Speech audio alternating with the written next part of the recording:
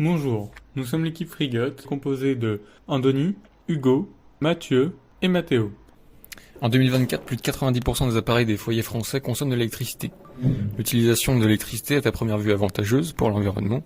Pourtant, sa production est extrêmement néfaste. En effet, 71% de l'électricité consommée dans le monde est produite avec des énergies fossiles. Par exemple, dans les centrales à charbon qui libèrent de grandes quantités de CO2, ou des centrales nucléaires qui génèrent des déchets radioactifs très dangereux et consomment énormément d'eau potable. En 2020, environ 13 milliards de tonnes de CO2 ont été rejetées dans l'atmosphère.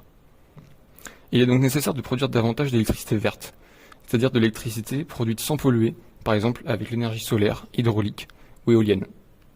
Nous en arrivons alors à la problématique des OSI 2024, les sciences de l'ingénieur au service des enjeux énergétiques. En partant de cette problématique, nous nous sommes dit qu'il fallait trouver un moyen simple et efficace pour produire de l'électricité verte. On s'est inspiré des barrages hydroélectriques. La pluie alimente une rivière qui, à un endroit, fait tourner des turbines pour créer de l'électricité. On s'est donc demandé pourquoi ne pas produire de l'électricité grâce à l'eau de pluie. Nous utilisons l'eau de pluie qui tombe sur un toit des maisons, puis coule dans les gouttières. Cette eau prend de la vitesse en ruisselant dans la gouttière. Il faut convertir cette cinétique en électricité avant qu'elle n'atteigne les égouts. Pour cela, nous utilisons des turbines, reliées à des génératrices. Ces éléments sont réunis dans un petit boîtier qui se place tout en bas des gouttières. L'électricité produite remplit une batterie amovible qui peut ensuite servir à charger, par exemple, des téléphones portables. Pour réussir à créer ce système, nous avons réalisé toute une démarche. Pour commencer, il a bien sûr fallu trouver l'idée. Ensuite, nous avons déterminé l'environnement du système et ses interactions avec celui-ci à travers des schémas SysML.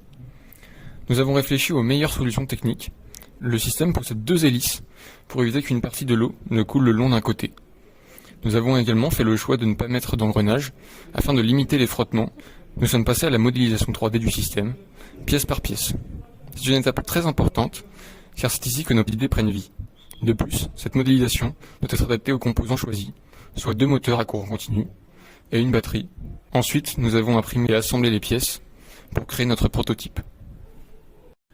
Le fonctionnement du système est très simple. L'eau coule dans la gouttière en partant du haut. Elle entre dans un entonnoir qui la conduit. Elle est distribuée équitablement sur chaque hélice par un séparateur. Puis, l'eau continue son chemin vers les égouts. La rotation des hélices font tourner des moteurs réversibles à courant continu. Le courant généré par les générateurs est ensuite stocké dans une batterie externe. Ce système pourrait permettre de produire dans les régions pluvieuses sa propre énergie de manière économique et écologique.